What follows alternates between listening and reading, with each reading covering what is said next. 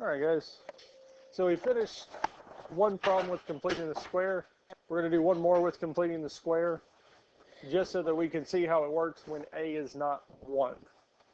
Now, for the most part, especially, well, this year, we're not going to have a specific test over it, so the way that we do it really doesn't matter. You're going to pick one and go with it. Now, completing the square does work. It is a useful method, but it's not always the best method for solving quadratic equations. Because if we look at this here, our first step in completing the square is a equal to 1. If not, make it so. So here, the value of a is not 1, it is 3. So we have to divide everything by 3 so that our value of a, the number in front of x squared, is 1. Now for x squared, that's fine, because 3x squared divided by 3 is just x squared. However, our b term is now negative 4/3. Our c term is now negative 5/3. So now b and c aren't as nice of numbers.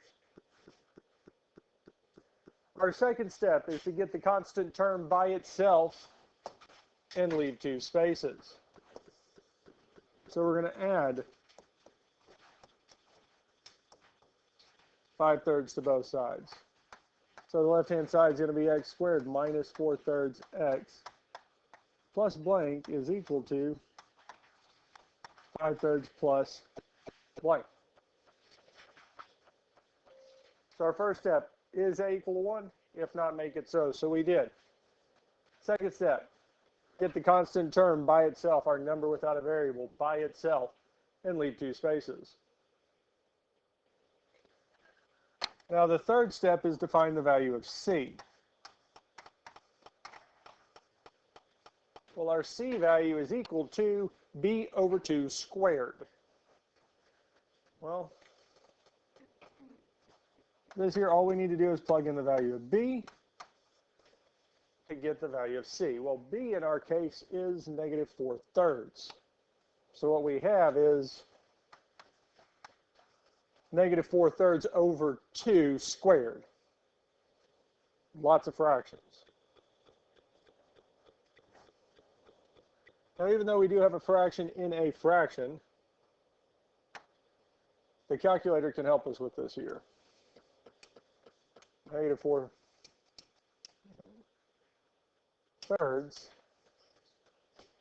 all over 2. So negative 4/3 divided by 2, negative 4/3 over 2 is negative 2/3. And lastly, we need to just square it. So we can do that in the calculator. We could do it by hand. So we could say negative 2/3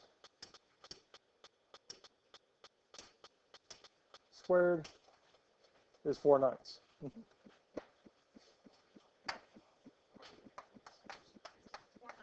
So it ends up being 4/9.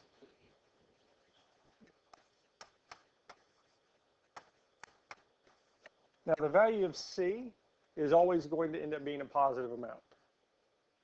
Because when we square something, even if it was negative, it's going to become positive. That's just one of the properties of squaring, or multiplying a number by itself.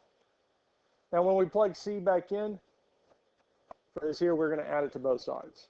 We don't necessarily have to add it to both sides. If I wanted to apply it to one side of the equation, that works too. I'm going to erase this here for a minute. I will put it back. Because if we had equals 5/3, I could add it to one side and subtract it. I can add it and subtract it from the same side. And the main reason we can do this is because, well, what is 4/9 minus 4/9? 0. So we didn't actually add anything.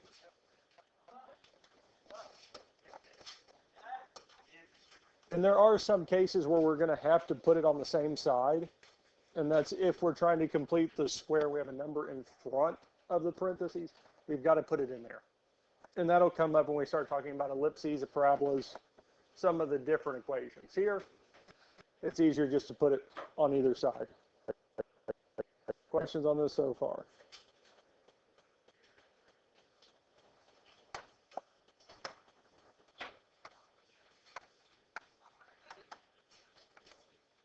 We need to rewrite the left-hand side as a single set of parentheses squared. One of the nice things about this step is, well, we will just have x.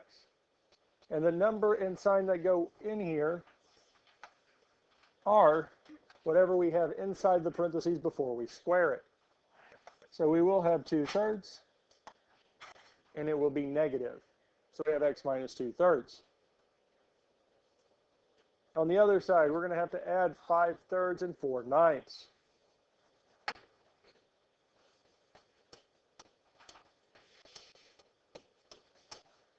which is 19/9.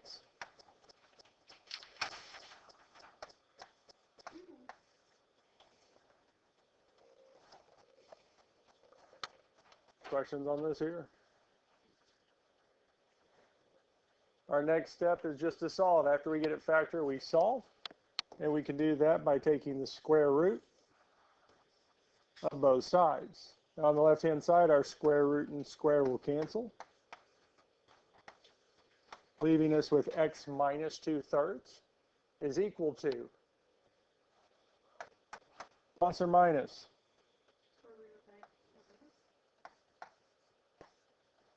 So this is a few steps in one because we're going to take square root. Now, according to our theorems with radicals, the square root of m over n is equal to the square root of m divided by the square root of n. We can take each part separately. Now, the reason I say that is because if we look at our fraction here, we have the square root of 19 over 9. We can't leave a fraction inside of a radical. Now, the square root of 19 is going to be, well, the square root of 19. 19's prime. There's no way to reduce it unless we turn it into a decimal. However, can we take the square root of 9? And what is the square root of 9? 3. So we can reduce that, and we would have to reduce it, so might as well do it now. Questions on how we got to this point here? Now, the last thing we would have to do is get x by itself.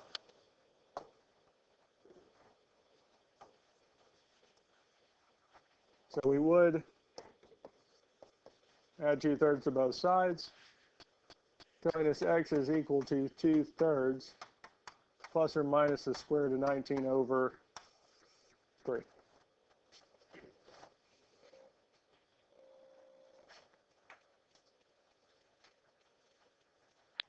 Questions on this here?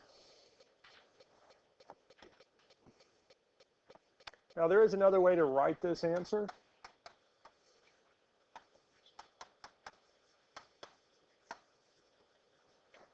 Is we can write it as a single fraction since the denominators are the same. So we can have it as 1 instead of 2.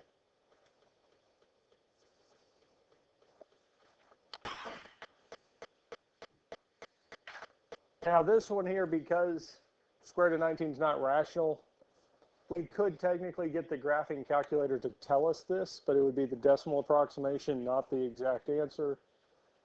And unless we knew that what 2 plus the square root of 19 over 3 would look like as a decimal, it's hard to tell, just from a decimal point of view.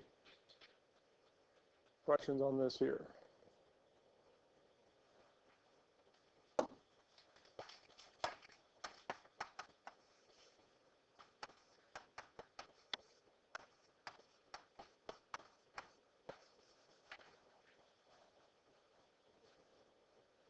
Quadratic formula. I'm going to look at this again because completing the square is nice in that it works every single time. The quadratic formula is nice because it works every single time. Now, if we look back at this here with the quadratic formula, one of the main things with the quadratic formula is that the equation has to equal 0. It has to be set equal to 0 before we can use it. Well, hey, we're already there. The value of a in this case is 3, b is -4, c is -5. So at this point, we can plug this in. So we have negative b. So it'd be negative negative 4 plus or minus the square root of negative 4 squared minus 4 times a times c all over 2a. Yeah, so we're still on the same one. Yeah, because I just restarted this one here. Now, it is a little misleading because the next one's also 3x squared, but I redid this one just so that y'all can see the comparison. Because the other one, the completing the square method does work and it is solvable for this here, but it is a lot of steps, yes? Now, quadratic formula, we take that there and plug it in. Well, negative negative 4 is 4, plus or minus. In the denominator, 2 times 3 is 6. Inside our radical, we can grab the calculator and say parentheses negative 4 squared minus 4 times 3 times negative 5 is 76.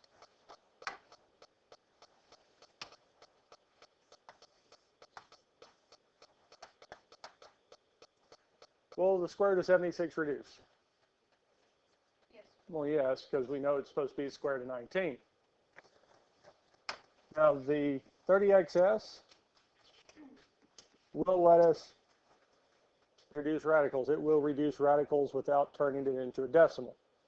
The graphing calculator can do it. The only videos, because I haven't looked it up in years, it's a lot of steps and it's a long process. This, you just type it in and it will do it for you.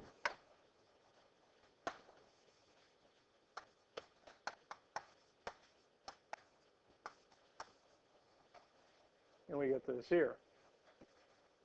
Is this the same answer we had doing it by completing the square? No. No. Because in the numerator where our 4 is, it had 2, yes? In the previous one, we didn't have the square, we had the square root of 19, not 2 square root of 19. On the bottom of the fraction, we had 3, now we have 6. But looking at this here, is there a greatest common factor between 4, 2 square roots of 19, and 6? Yeah, they all have a factor of what? 2.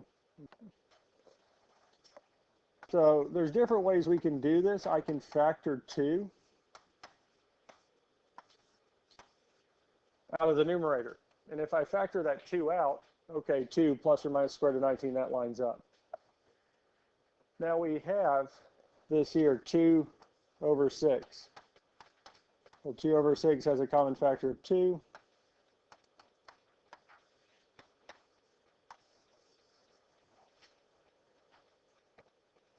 And that's it. Now for here, we did have several steps, but all of our steps were not so much having to do calculations or find different values, factor, simplifying. We just kept simplifying to get down to the end. So some have their advantages than others.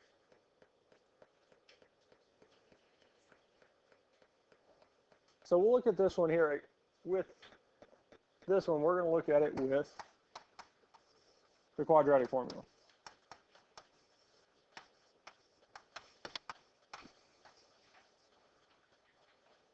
Negative b plus or minus the square root of b squared minus 4ac all over 2a. Now again, this is comparing it back to ax squared plus bx plus c.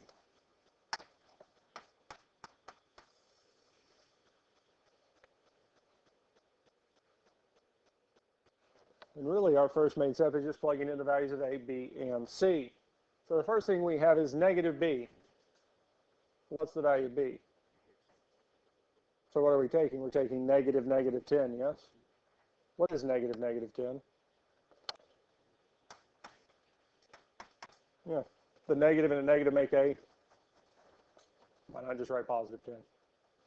Because again, at this point with most things, I think we're to a level that doing negative negative we're comfortable doing that. We don't necessarily have to write it out like we did the last one. Plus or minus square root of negative 10 squared minus 4ac. And personally, I still write that whole part out because there is still a lot going on with that there, the b squared and minus 4ac. A lot of components to it, and the calculator will do all that, so don't have to worry about that. The denominator is 2a. What's the value of a? What's 2 times 3?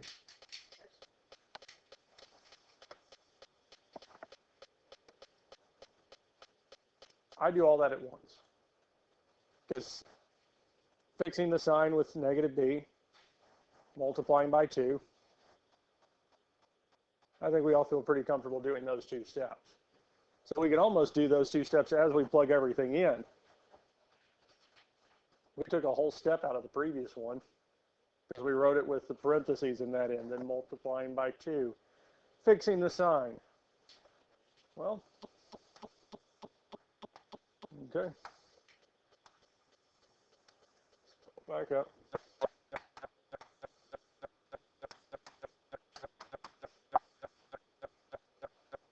Now we need to take our negative 10 squared minus 4ac.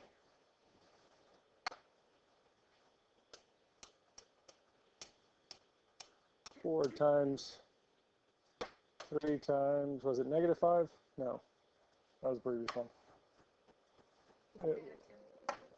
Yes, negative 2.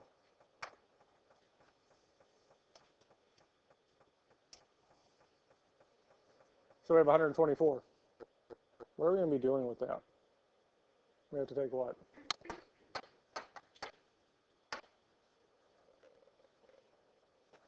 So, I mean, we could write it as the square root of 124. Pick the calculator back up, take square root of it. But either way, we're going to get what?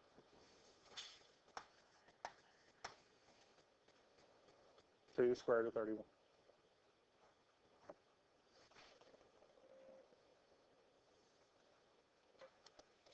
Questions on this here? If you need to write kind of just notes to yourself that we are technically skipping those steps, I would, just as a reminder, because that's all we've been doing is reducing these. Now on the last one, that is a common factor of 2. This one here also has a greatest common factor of 2 between all 3 terms, yes? Since it shares it across all 3, what are we essentially doing? We're dividing that 2 out, yes? So if I divide the 2 out of the bottom, remove it from the bottom, it's going to become 3. If we remove it from the 10, still have the plus or minus. Square root of 31 is not going to change. But if I take the 2 away from 2, it becomes 1 or it's gone, leaving us with right there. Questions on this here?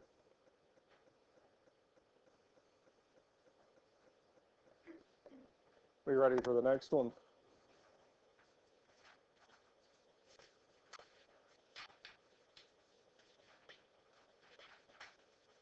X squared plus 3x equals 9.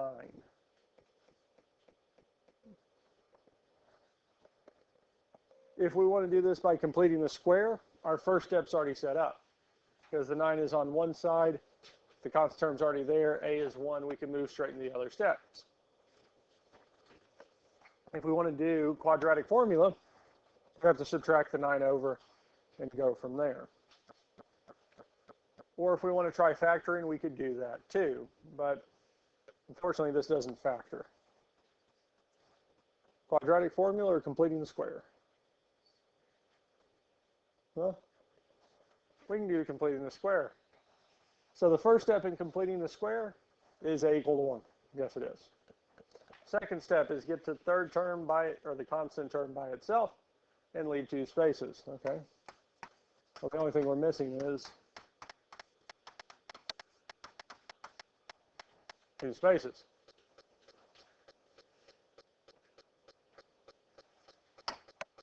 Our third step is to find the value of C.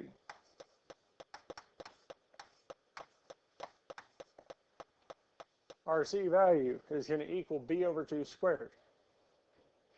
What is the value of b? 3.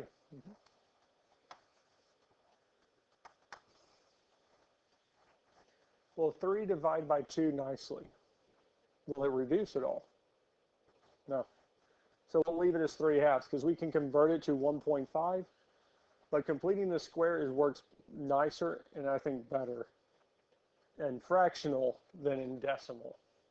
So at this point, we're going to square 3 halves. And if we square 3 halves, we get 9/4.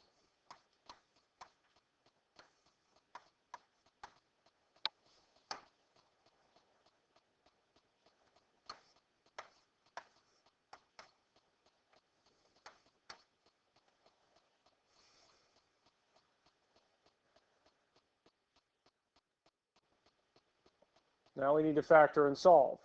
Now with factoring x squared plus 3x plus 9/4, we will still have x.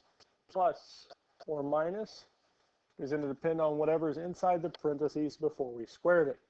Since it was positive 3 halves, we're going to have plus 3 halves. 3 of x plus 3 halves squared is equal to, well, now we need to add 9 and 9/4. 9 plus 9/4 is 45/4.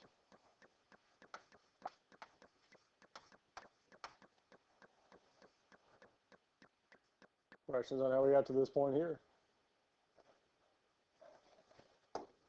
Our next step is to square root both sides. On the left-hand side, the square root and square will cancel, leaving us with x plus 3 halves is equal to plus or minus. Now, on the right-hand side, we do need to reduce the square root of 45/4. Now, the square root of 4 on bottom will reduce to 2. Can we reduce the square root of 45?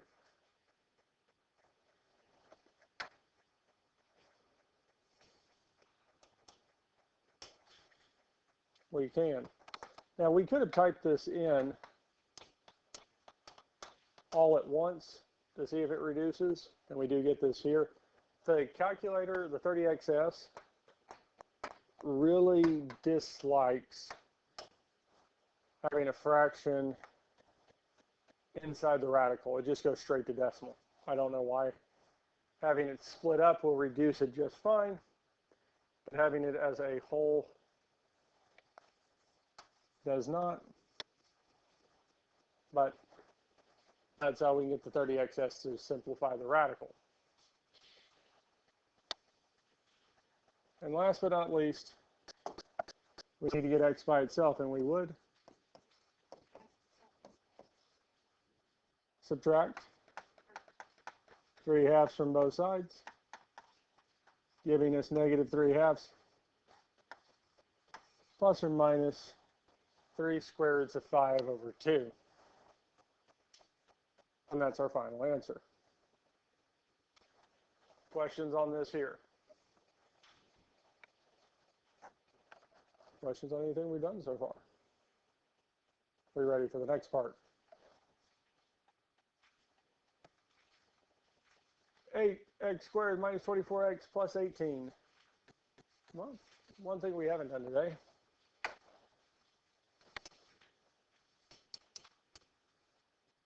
X squared minus 24x.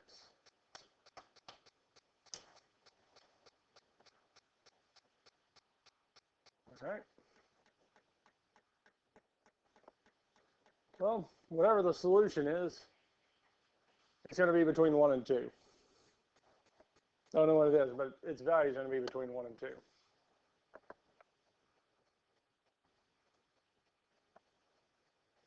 So that means most likely it is going to have to use the quadratic formula or completing the square. Now, before we get started at all, is there a number that's in common with all 3 terms?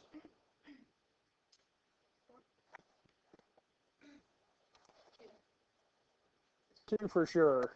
Because 4 does go into 8 and 24, but unfortunately 4 does not go into 18. But 2 goes into all three, yes? If there's a constant term, because none of the ones we've had up to this point have had a constant term across all three.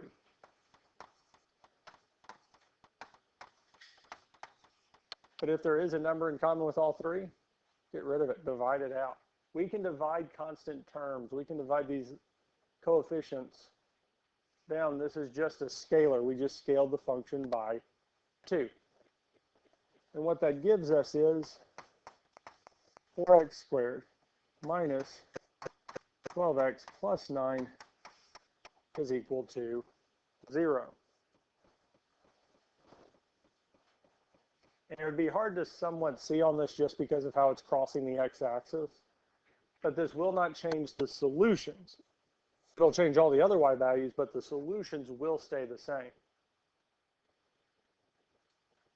Questions on this here? Now, at this point, we could use the quadratic formula or completing the square.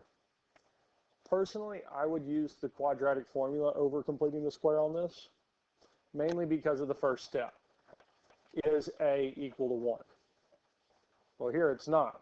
So our first step is going to be dividing everything by 4, which the middle term is fine because 12 will divide by 4, but then we're going to have to deal with 9/4 throughout the rest of the problem. However,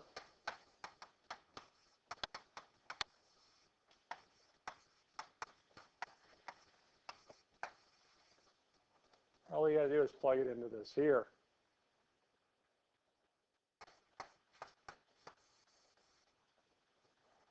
So we're going to have negative b, and our b value in this case is what? So we wouldn't have the x, but we would have the 12. So that is very common. We want to take the x with it, but it's just going to be the numbers. So negative 12 is 12. Plus or minus square root of, well, negative 12 squared plus 4. Not plus, sorry. Negative 12 squared minus 4 times 4 times 9. All over 2a. Well, our value of a is 2 times 4 is 8. Questions on how we got to this here? Most likely there is going to be a greatest common factor that has to reduce at the end. 12 and 8. Have a common factor of 4. There's a chance it's going to come out.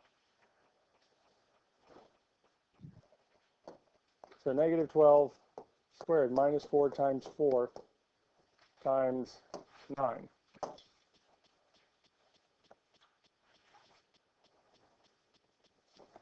Make sure I type that in.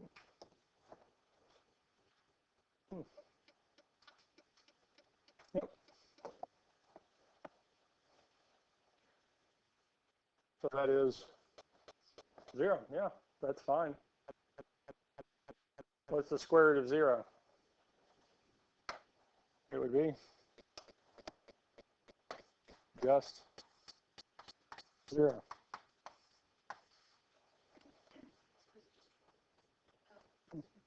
Because we have plus or minus 0. What's 12 plus 0? What's 12 minus 0?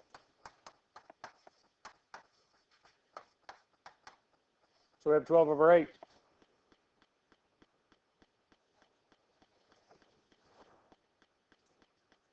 Mm-hmm. 3 over 2, which is 1.5, yes?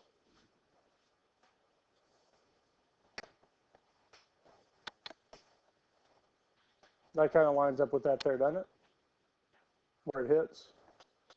Well, let's check. Second trace value, 1.5 is 0. All quadratics degree 2, quadratics of degree 2, according to the fundamental theorem of algebra. Since the degree is 2, the number of solutions is 2. But we have to count 1.5 twice because it is a repeated solution. And that's it. Questions on this here?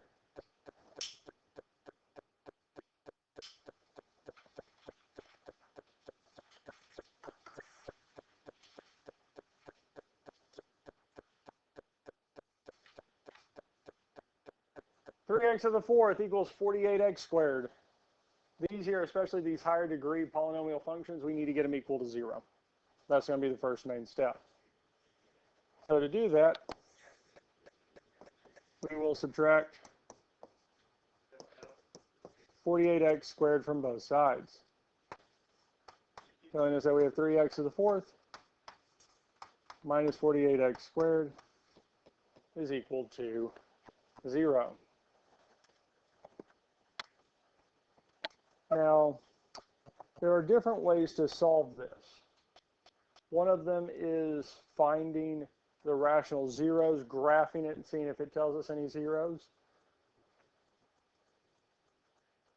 And there should be 2 zeros we can tell from just looking at the function. Is there a constant term? So our constant term is the term without x, or any variable. Do we have one? So that means one of our solutions is 0. And the variable with the smallest exponent tells us how many we have. 2. 0 shows up twice. So that's 2 of them. And there's 4 because it's a degree 4. Now, if we look at this here, is there a greatest common factor between 3x to the fourth and 48x squared? Well, they both have the variable, the x squared, yes? So we can factor x squared out. Do 48 and 3 have a greatest common factor? 16 is what we get, but it's 3, yes? Because 3 will go into 48 and 3.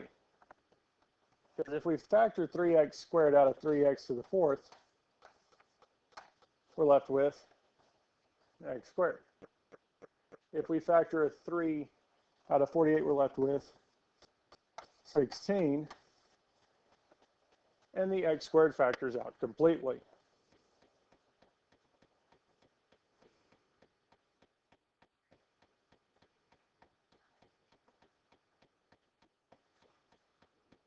Any questions on how we got to this here?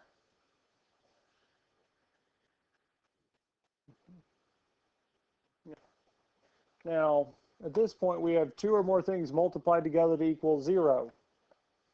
So it tells us one of these must be 0. X squared is equal to 0, or x squared minus 16 is equal to 0. Now, we don't really need the 3. We can include it. But 3 times x squared equals 0. Well, we put it here. Well, our first step is to telling us that x squared is still equal to 0.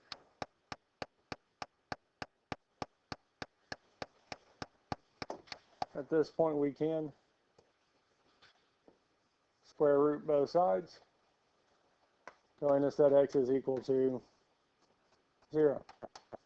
We could put the plus or minus, but because we're talking about 0,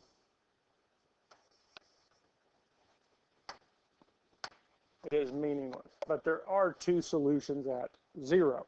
We got 2 of them because of the x squared. So we can list it a second time if we want, because there are 2 solutions there. Our other equation, x squared minus 16 equals 0. Is there a middle term? No, get x squared by itself.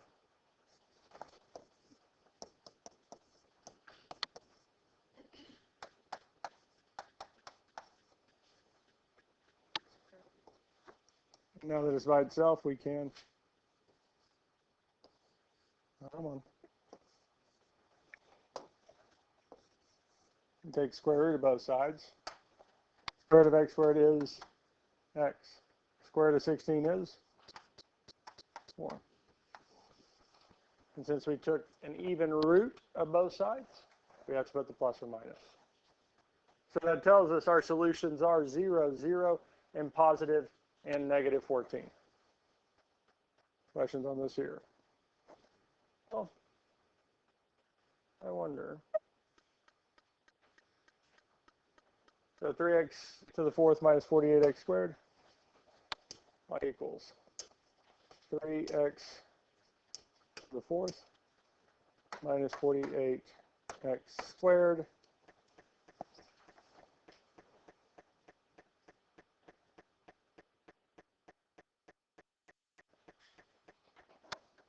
well, the graphing calculator could have given us all three solutions. Well, technically 4, which just 0 has a multiplicity of 2. Because any time the graph of a function touches the x-axis but does not cross it with these polynomials, it has a multiplicity, an even multiplicity. So 2, 4, because it can show up 2 times, 4 times, 6 times, an even amount. If it crosses, it shows up an odd number of times. Yes? Yes.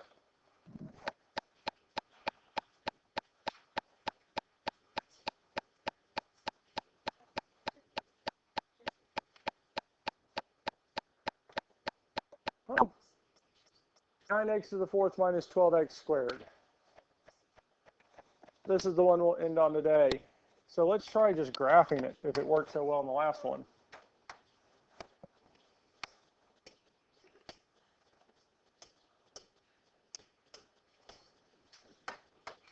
Let's focus in, guys. 9x to the fourth minus 12x squared.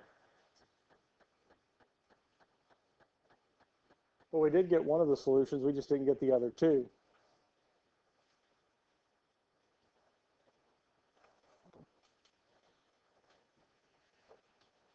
So since we didn't get all the solutions, we're going to need to look for a greatest common factor between these two terms first. Is there a term that goes into both 9x to the fourth and 12x squared? X squared. And we'd also have 3. Questions? What's the fourth? So x equals 0, x equals 0, x equals 4. Oh, plus or minus. Plus or minus. Because whenever we take the square root of both sides, we put the plus or minus. Any other questions on this here?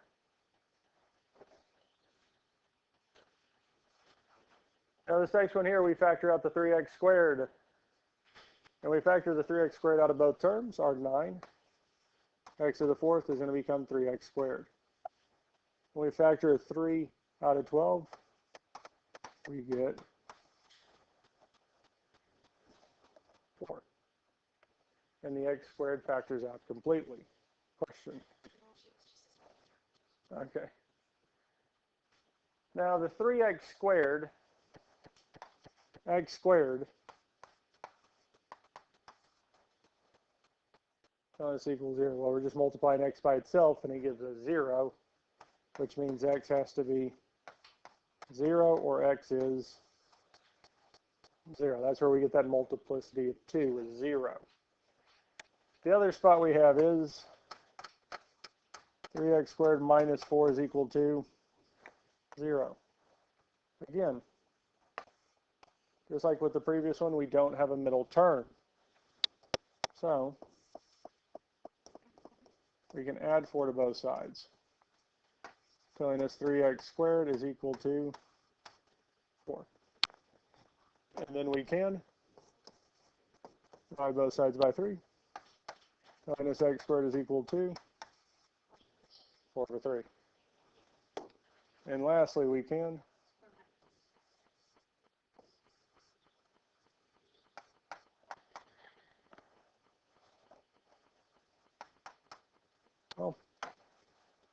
let the calculator help us with this one. Second square root of 4, second square root of 3. Tells us that this reduces to 2 square roots of 3 over 3. Now the reason we have this is because, well, square root of 4 is indeed 2. That's why we have the 2 on top. But the square root of 3 on bottom doesn't reduce, and then we have to rationalize the denominator. The calculator did that for us. So 2 square roots of 3 over 3 are our other two solutions. And that's it. That's where we're going to stop for today. We will pick this up to